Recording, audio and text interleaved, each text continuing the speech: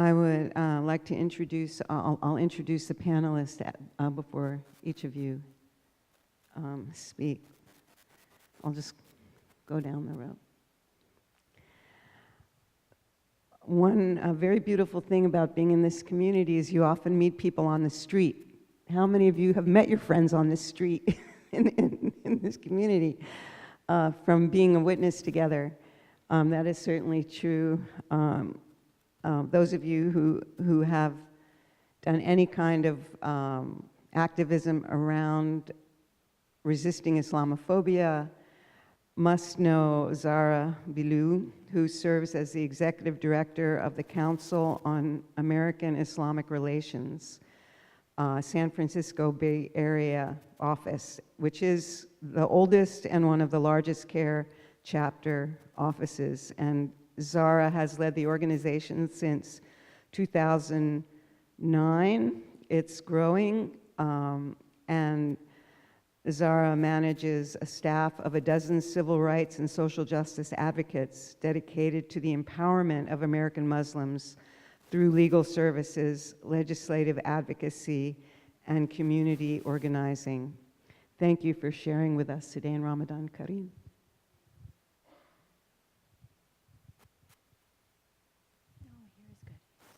Good afternoon. Assalamu alaikum. I've had an interesting afternoon where we've had to have some difficult conversations about what interfaith work looks like. And to be frank, the Palestine litmus test that is often applied to Muslim participants in interfaith work. And so it's good to be among company where we are acknowledging the human rights violations happening in Gaza. The conversation about sanctuary in the Muslim community is, I want to say, an interesting and challenging one, because we understand sanctuary. We understand the need to protect the traveler. We also understand that so many of the people that are fleeing violence in the world share our faith as a result of both corrupt governments in different places, but also colonial powers right here in the US and Europe. And at the same time, what many in the Muslim community ask is, how can we be helpful when our own house is on fire, right? As I sit here with all of you, what I'm struggling with in a conversation I had with some census advocates this morning was around the reality that the Supreme Court may very well legalize the Muslim ban or give us an opinion that they think that the Muslim ban is legal, though arguably still immoral, and I would say illegal. And so for many in the Muslim community, the question is, how can we be helpful when our own house is on fire? When our centers are under-resourced, you call a mosque and it's very often that you won't get an answer to your phone call because there isn't staff there. Right? There isn't staff there to answer those phone calls, to take those questions, to do know your rights conversations with the impacted people. The other challenge I would say with sanctuary in the Muslim community is this question of, is it helpful for one endangered community to stand with another endangered community? And arguably, yes, we are stronger when we stand together.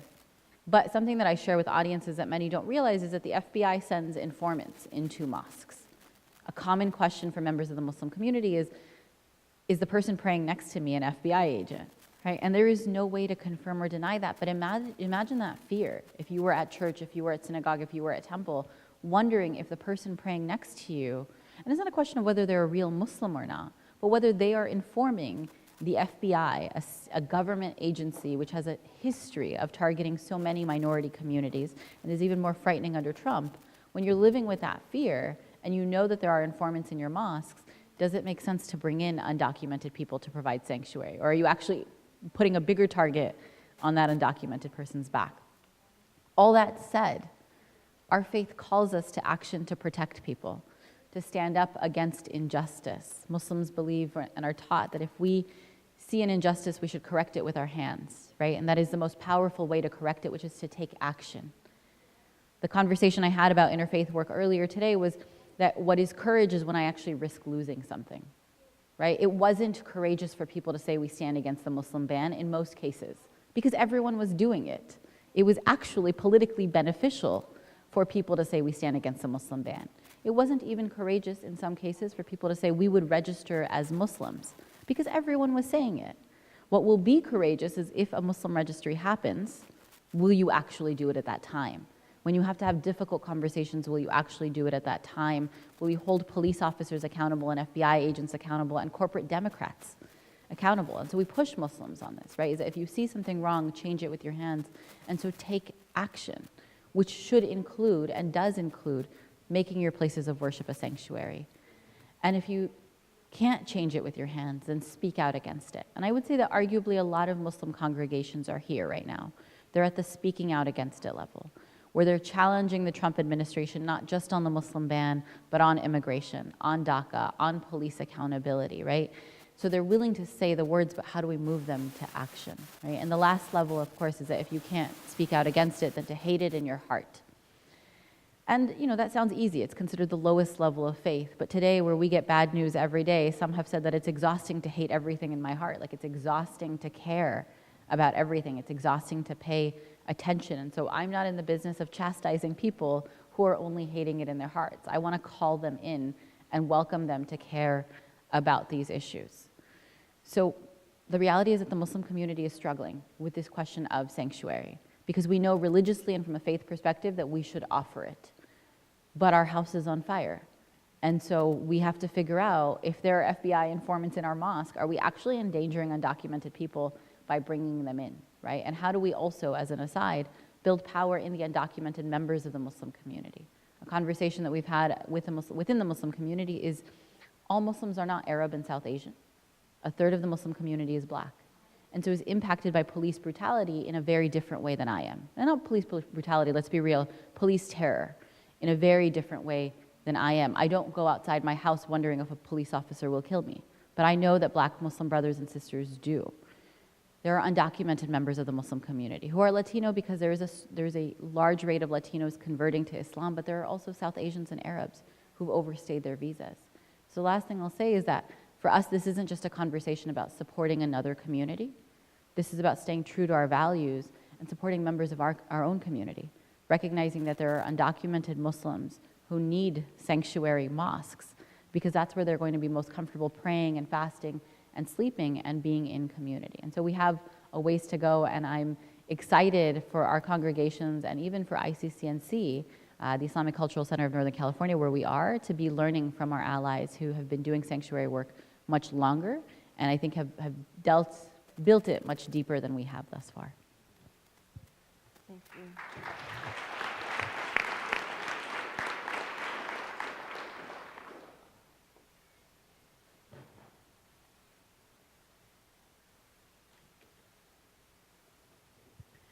We will put our hands to our head and heart and out at the end of the, you could do it now too, at the end of all of the speakers. It's a great pleasure to welcome Rabbi Dev Noily. They serve as the senior rabbi of Kehillah Community Synagogue and in Piedmont, Oakland, which is a sanctuary congregation. They have worked with Kehillah's Immigration Committee since 2016, supporting efforts that include Kehillah's Nueva Esperanza accompaniment teams, the East Bay Jewish Family and Community Services, LGBTQ Refugee Resettlement Program, monthly Let Our People Go protests at the Richmond Detention Facility, inspired by Interfaith Movement for Human Integrity, and Kehillah's Sanctuary Committee. One of the reasons that there was another day opened up has to do with our interfaith work together, finding days that are possible for all of us to come together, because each of us have very different sacred calendars. So with that, I invite Rabbi Dev to share with us about sanctuary. Thank you. Good afternoon. It's amazing to be here and to be in community with people who are doing this work and to make the connections that we need to make to survive together through this time. And it's very powerful for me always to sit with you, Zahra, and especially to hear you speak about your house being on fire. And I want to acknowledge that my house is not on fire, and that 2 generations ago it was, and my people jumped out of the windows of a burning building and landed on your people. And I'm sorry that that's where we landed. And I hope we can get off and find a way that we live in a world where nobody's survival is at the expense of somebody else's freedom and survival. My father is an immigrant, and I said this outside a little while ago, and it feels important to say again that my family had to leave Europe because we were Jewish, and that my family was able to make a life in this country because we were white. And holding both of those things feels like a very important thing for me to do. I'm going to shift into Kehila Community Synagogue and what's happening there. We are fortunate in my community to have a number of amazing people who do amazing work, including Julie and Carol and Catherine and other people who are here. And they have led these efforts to create accompaniment teams, to build a tradition of monthly demonstrations at the West County Detention Center, to lead our community toward reaffirming our commitment to sanctuary from the commitment that was first taken in the 1980s and reaffirmed in 2016, and that continues to move toward offering our space as a physical sanctuary. And in many ways, my role is to back them as the clergy there. And I want to really appreciate the framing in this gathering around racial justice. I heard earlier today in the people talking about physical sanctuary, again, the teaching about doing this work in a way that centers the needs of the people who are seeking and needing sanctuary, and not making it centered on the needs of the people who have more privilege, whether that's white skin privilege or class privilege or documentation privilege. And at the same time, as people are challenged, people with these privileges like me are challenged to step in deeper and deeper to this work. There can be real challenges that people need support around, and I don't want to make it seem like this is an easy thing to do. So I think part of what's important for people with greater privilege to do in our conversations with each other is to create space to think about and talk about and understand how we're called to grow and how we're growing in this process. So I'll share a story. I was in a meeting unrelated to sanctuary, and somebody was sharing that the word came from one of the accompaniment teams that there was a family that was going to be without housing for a few days, and they needed a place to stay. And this person checked with her partner, and they decided to offer their home, and because they were going to be out of town. And she said in this meeting that she was a little ashamed to say so, but she was nervous about having somebody she didn't know be in her home.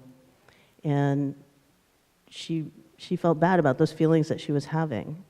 And it feels important to be able to name that, to say that, yeah, it can be difficult to take a step to offer your home to people that you don't know.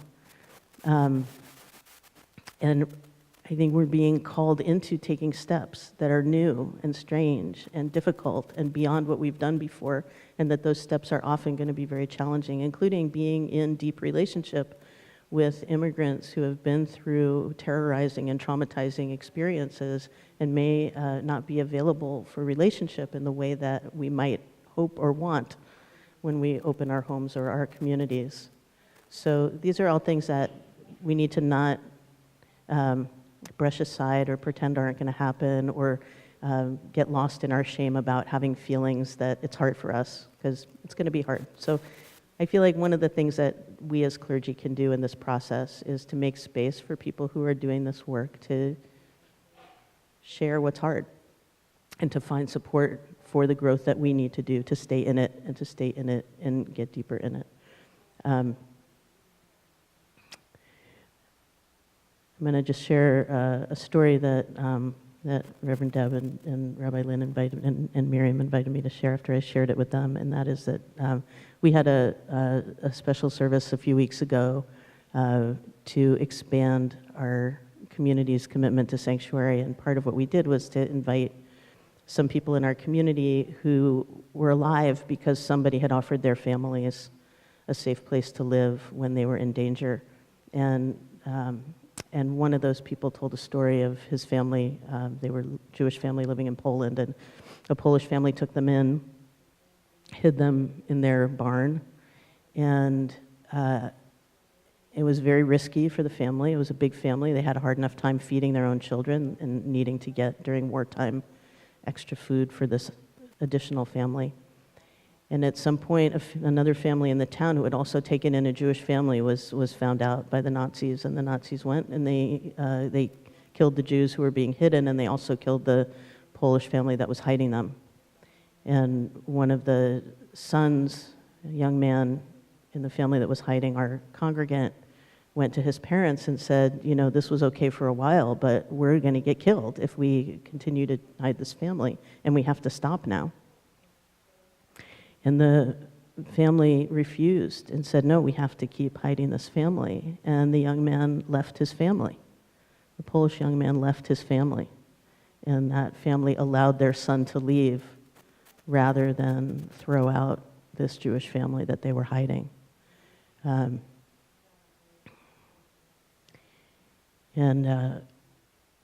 We invited, among our community, anybody to come forward who either had a story like that their family survived because somebody took a risk to hide them or to help them or to get them false papers or to help them cross a border or to get them a train ticket. Anybody who was here today because that was in their history. And we also invited anybody who was here today holding the memory and the loss of family members who didn't survive because nobody was there with that false document or that train ticket or that willingness to hide them.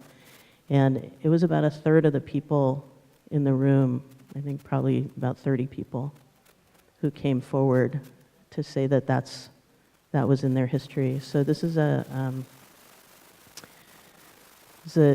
deep call to my community, and we are taking these steps to live into it as best we can, and really need to be in community with all of you to stay together and hold on tight to each other to see this through. And I want to just also extend an invitation to everybody to come to Kehila. We're there every Saturday morning and many a Friday night and other times, and you're all warmly invited to be with us.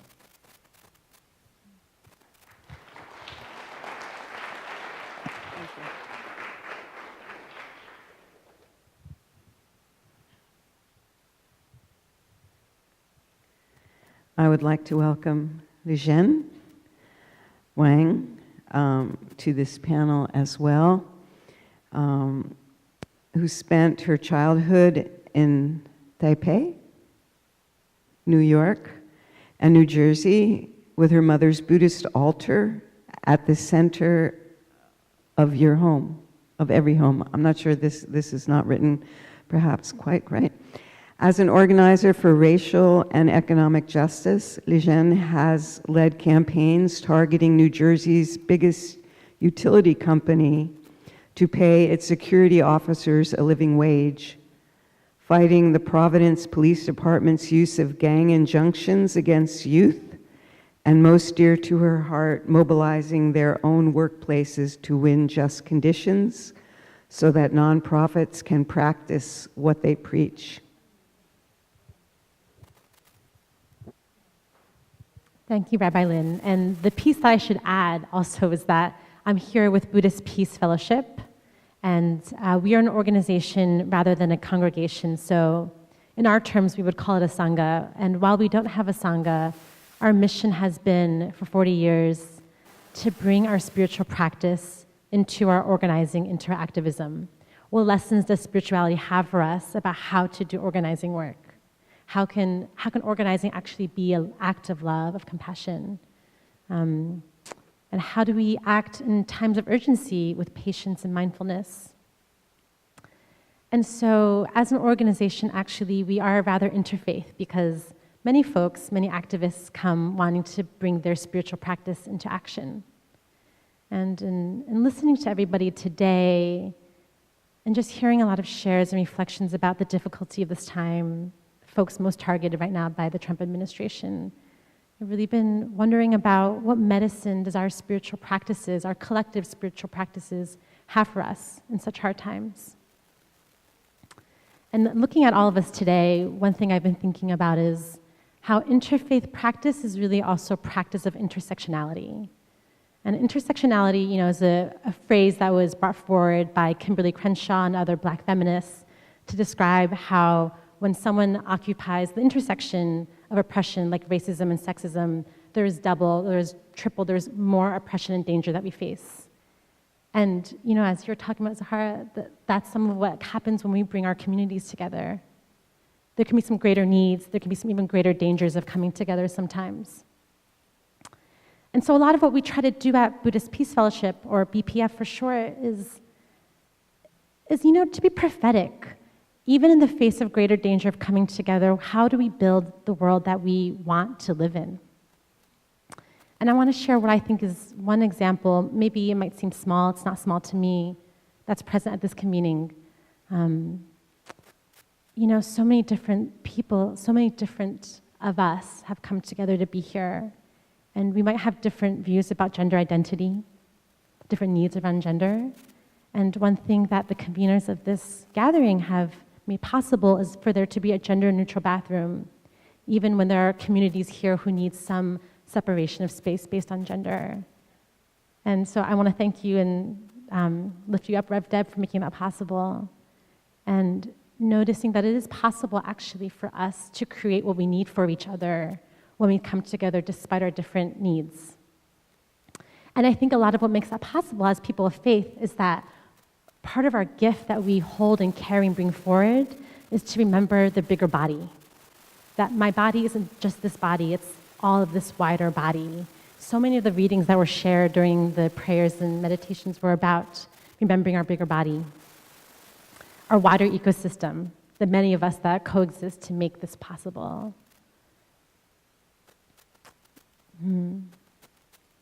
So I think of that as a gift that we have a sacred duty to carry forward.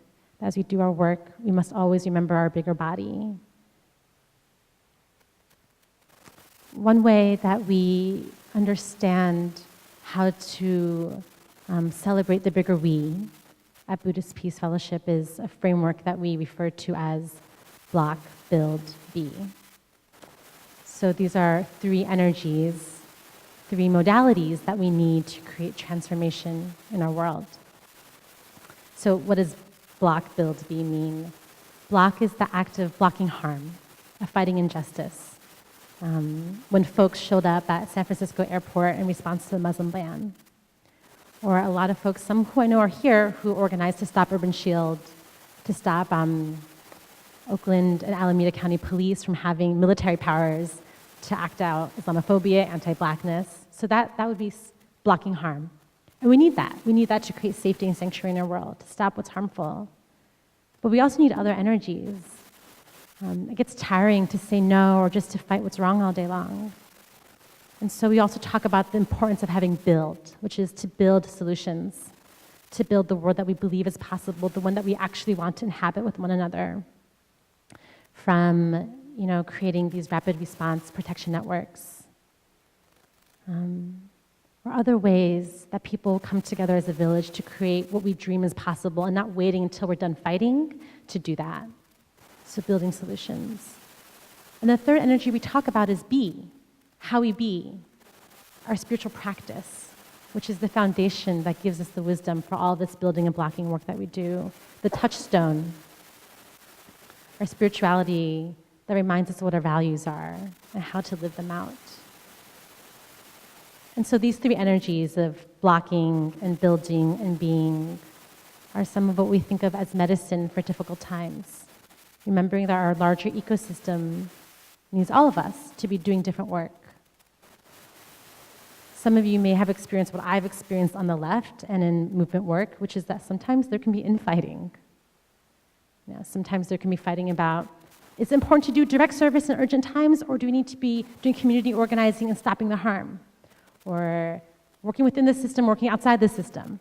Is this familiar to anyone else? Yeah, right? Lots of infighting. And so this is, for us, Block Build B is a call to remember that actually we all have roles to play in this ecosystem. And part of our sacred work is to be brave enough to step into our role and our power within that ecosystem, whether that's blocking, building, or being. Not to be ashamed that we might be taking a small corner of what needs to be done and doing it. And to not judge other people's role in the ecosystem towards change either, but to celebrate it and to be thankful that each of you are doing work that maybe I am not able to do. So I offer that, hoping that it may also be medicinal for you all as we look at what needs to be done in these times.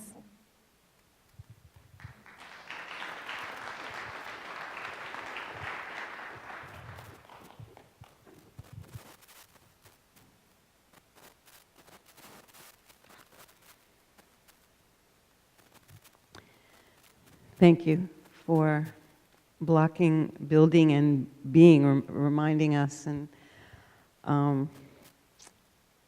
important it is to be multidimensional in our work. And I would now like to welcome Sambo Lee to this conversation, who is the International Community of Khmer Buddhist Monk Center Program Chair and the Director of Interpreter Services Refugee Health Program in Alameda Health System from 1989 to now. She oversees interpretation services to LEP patients, health screening services to newly arrived refugees in Alameda County. Lee is the initial founder of Cambodian Community Development, Inc. in Oakland. She is the author of All I Heard Was My Sorrow. She is also the community board member of Peralta Hacienda Historical Park and received the 2017 National Medal from the Institute of Museum and Library Services for Cultural Civic Engagement of Cambodian New Year event. So thank you so much for being with us today.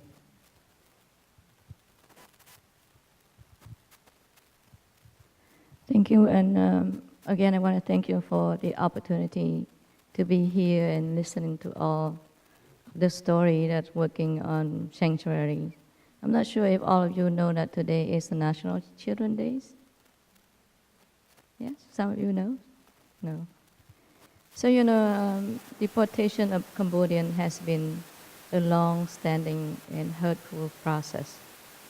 Like legal permanent resident Cambodia who come to the U.S. as a children still could be deported, after serving certain sentences, of their crime. I came here as a Cambodian refugees. And all of us came here fleeing the war-torn zone, coming to the U.S. because searching for peace. And we believe that the U.S. is a sanctuary country. But yet, as you know, all of you probably know, if you understand or learn about Cambodian, you probably know, how the U.S. politically involved in Cambodia that leading to the resettlement of the refugee in the U.S. I used to teach a Cambodian literacy in the temple in 1994, and this particular young man really captured my heart. At that time, he was about 14 years old. Very sweet, always come to me and say, I have a dream. I want to become a teacher. I want to change my family life. He have 5 brothers and 1 sister. And then, 2 years later, the Cambodian class closed, and I kind of disengaged from the community for a little bit. And later on, I learned that he was convicted in the robberies. And then a few years later, he was deported to Cambodia. And my heart sank. I say, how could this be? In 2016, I went to Cambodia, and I make every effort to go and see him. So I saw him. He started a new life. He got married. Have a son. At that time, my son's about 2 years old, and he's teaching English in one of the private schools because of his skill. When he was here, as a teenager, they speak English fluently. And last year, he sent me a chat message. I said, can you help me to bring my son to the U.S.? And again, I'm just speechless. My heart just melts. I say, there's no way. The law that's governed the alien petition to the U.S. only allow parents, siblings, brother and sister. There's no way that his mother or his sister who are here can sponsor the grandson or the nephew. So there's no hope. So again, I'm the pain and the suffering that I myself went through the Cambodian War, the Khmer Rouge, those who heard about the war, you understand. It is a miracle that even myself are here today in front of you, talking to you, if you understand what the experience that I went through as a human being. Again, yet, when we resettled in the U.S., we did our best. We escaped from one war and we placed in another war, drug war, violence. And it's happened again and again. How could a mother even cope, from losing all of her family members during the Khmer Rouge War, come to the U.S., start a new life, have children. Now she's being separated again with her children. So here, our Cambodian community is so small, we don't have resources. Language barrier is a major impact.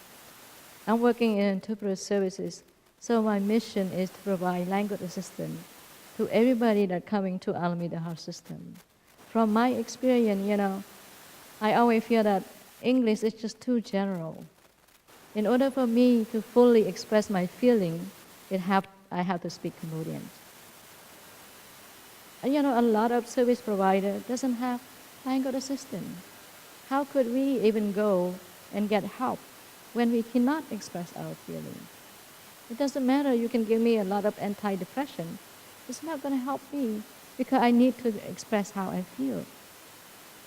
And here at our temple, we have 2 temples right now. I'm mainly working on the temple on 98th Avenue, so we don't have a lot of resources. But we provide meditation services, praying services to our community member. Last month, one of our community members, who's very active in the temple, just lost another son for deportation. He was convicted of the same thing, assailant to a robbery, 15 years ago. So 2 years in prison. Now he's 35. He's just being deported. So our temple is starting to contact the temple in Cambodia to making sure that he has a place to go and maybe connect him with some of the relatives. The problem is the children who grow up here, they don't speak Cambodian anymore. They speak English. Cambodian is a foreign language to them in Cambodia. How would they be able to survive? So again, we're so small. Pretty soon we'll be forgotten. But our pain and suffering still remain with us. And how can we overcome that? I am the second generation. I'm still speaking Cambodian fluently, but after my generation, there's none. Every day I'm volunteer, provide language services, whether in school, in church, on my free time, because I want to help the community just simply express their feeling. Just simply say, I didn't commit that crime, instead of nodding to whatever is being said to them. And, thank you for the opportunity.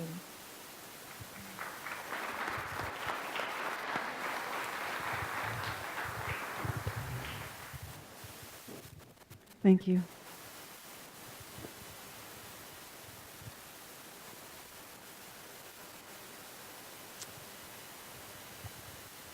When we talk about what is empowering and respectful interfaith spaces,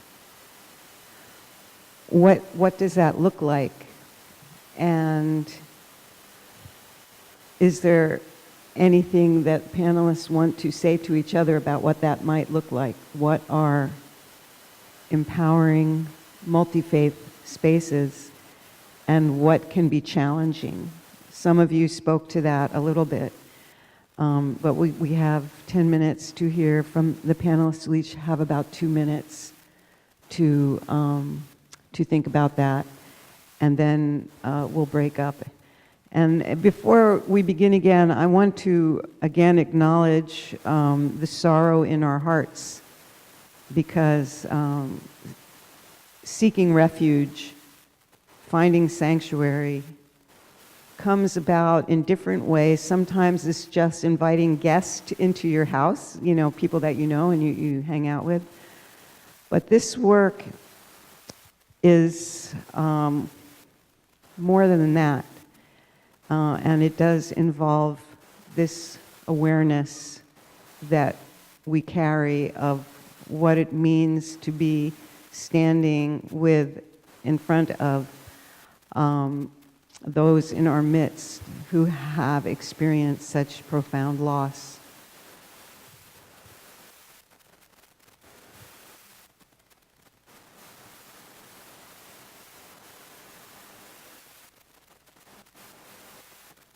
So the question is, what is both empowering and challenging about multi-faith spaces? I think for me, what's most empowering about multi-faith spaces is the action that groups can take together, whether it's the protests out.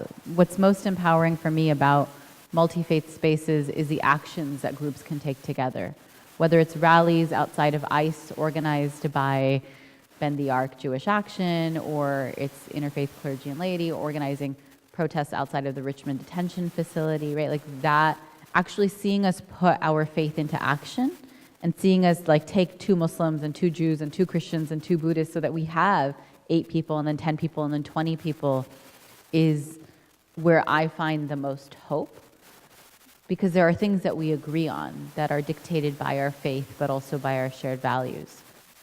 I would say what can be challenging is sometimes the test of consistency, right? Is that are we willing to be consistent in our values even when it is our people that are being called out?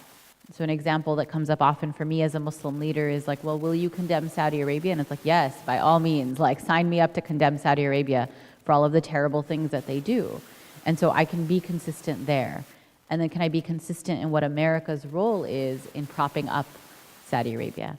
And all of us have these, I want to say like these ties, these connections that make it difficult, right? Are we willing to push our congregations to stand up for undocumented immigrants when maybe not everyone in the congregation is on board, right? I was really inspired by the churches in this area that have agreed to stop calling the police, right? To say that we need to look for different methods of de-escalation, but if we truly believe that Black Lives Matter and we truly believe that the police force is, the inheritor of a racist institution of slave catching, then for us to live out our values, we must stop calling the police. And that may mean walking into danger at times. It may mean giving up a sense of security. And so that's what I find most challenging, is how do we get our congregations, our faith communities, to be consistent in the way we apply what we advocate for to ourselves and the nation states that maybe have majorities of our people, Saudi Arabia being my example, Iran being my other example. And then the other thing is, how do we dig deeper and how do we push people in our communities to really live out what they're saying, whether that means I'm going to not cross the picket line even if I need groceries on the other side of it. I'm not going to call the police even if I'm a little bit afraid in this moment, or I'm going to push my congregation to take a position on something that maybe they're not all ready for yet, but can be moved to with my courage.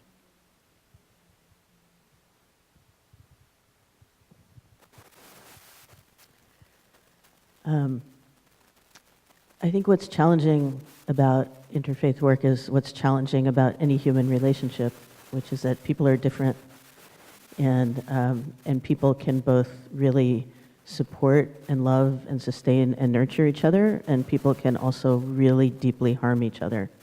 And being able to be in trusting, open, vulnerable relationship with people is one of the hardest things that we keep learning all of our lives, right? And when I think about how much time it takes to be in a relationship with my partner and my son, to understand why they're reacting the way they're reacting, as well as I know them.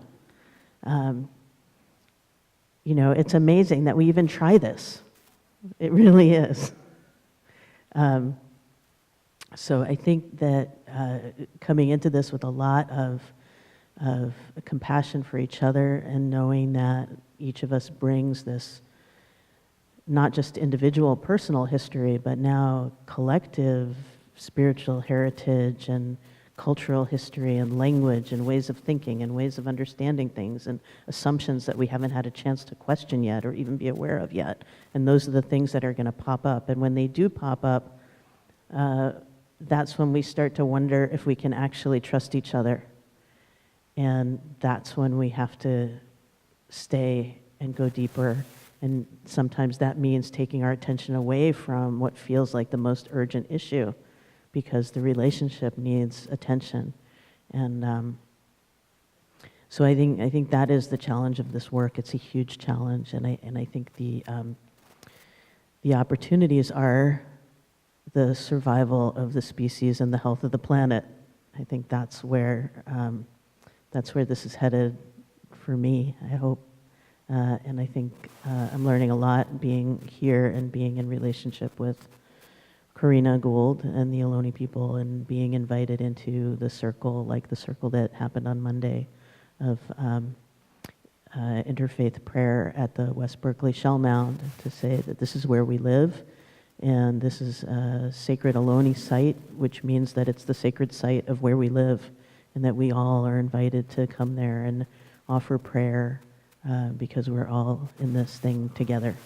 So I'm going to keep going there, and I'll probably see you there too.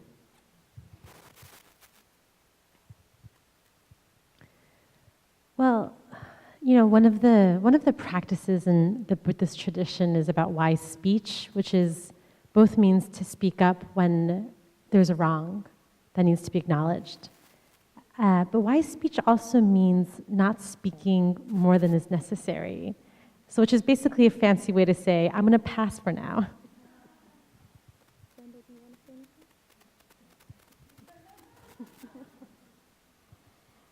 So, you know, I think the most challenging for our communities, you know, there's a lot of time that we want to make changes, but we don't have the opportunity to do so. For example, you know, our community members are so afraid, even though to apply for citizenship.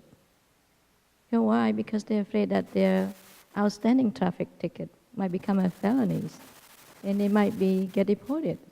So there's not a chance that we can make any changes in the system. You know, for the last 30 years of my services in the refugee program, this is the first year that I see the new administration reducing the refugee quota that allowed to resettle in the U.S. Prior to President Obama, he increased the quota from 75,000 to 110,000 for refugees to resettle in the U.S.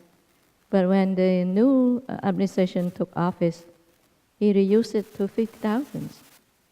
In Alameda County, we used to serve like 600 to 500 refugees coming from all over the world. Now we are at 100.